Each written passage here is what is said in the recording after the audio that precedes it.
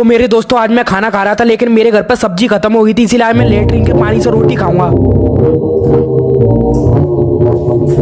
दोस्त यार तू कितना गरीब है यार, तेरी हालत देख के यार मैंने बहुत सारी तेरे लिए सब्जी रखी है, प्लीज मेरे घर पे आ जा और बहुत सारा सब्जी ले जा, तेरे को जिंदगी में कभी कमी नहीं पड़ेगी। शौचालय में बहुत सारा पड़ा हुआ है यार, तो जितना लेना ले ले।